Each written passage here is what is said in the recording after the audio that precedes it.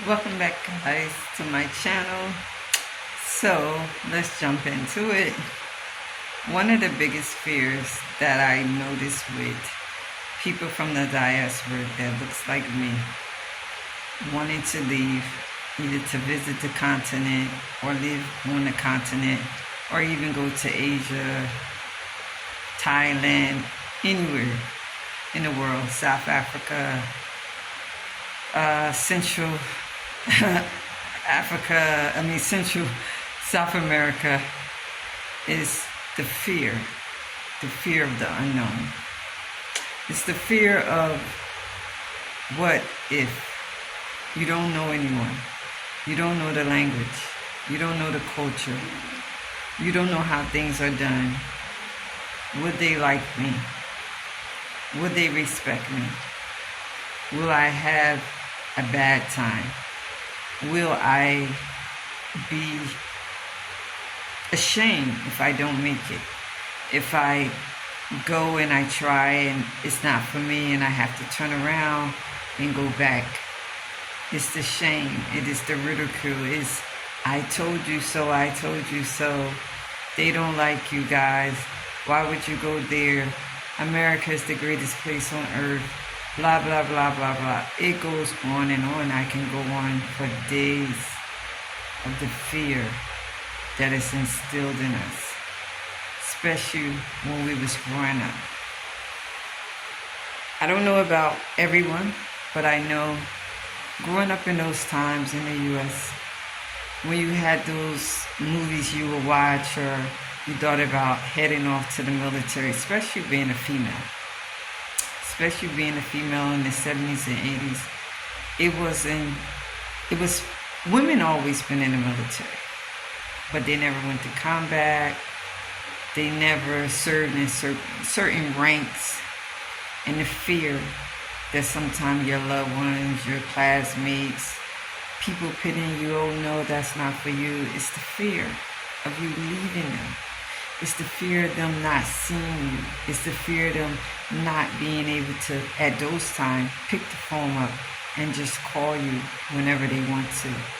But now we have social media. We have so many apps that you can call all over the world for free. And with that, they still have the fear. And with that, they still don't want you to go. Because deep inside, they love you and they're going to miss you.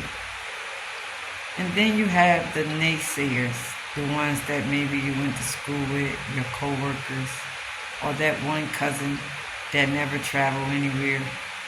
The biggest place they may go to is a casino in their town, or go to one of those boots on the ground dancing things, or they'll go, if they're from the north, they'll go down south, and that's enough for them. Those ones are the ones that's going to put all the negative things in your mind. Living on a continent is not easy. I won't lie. It is not easy. It's hard at days. Some days are better than others. But nothing comes easy. None of your dreams come easy. Especially when you wasn't born with a gold spoon in your mouth. If you are born with, you just worked hard, you're from that hard-working family, you went to school, you might have got a degree and you went off to work, and now you're at the crossroad in life where you want to decide that you want to change, you want to move on. Maybe you just want to move on to another country part-time and come back home, or you want to just visit places that you never thought you can visit. And now that you see people that look like you, that are in those places living, you can do it also. I tell anyone, take this for example. If you're in Ireland, you want to go to Ireland, you want to go to Spain, you want to go to all these places you dreamed about, you heard about. And if you, my earrings fell off.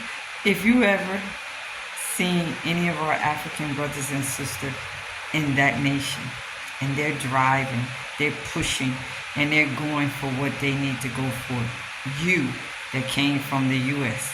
with a blue passport, you can do it also. You can do it. It's going to be hard. It's going to be rough. It's going to be so many lonely days.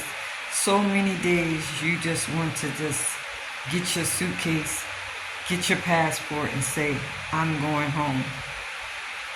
But at the end of the day, it's all up to you. Because if you stay, you don't want to be that 80, 90-year-old elderly person that's sitting in a rocking chair.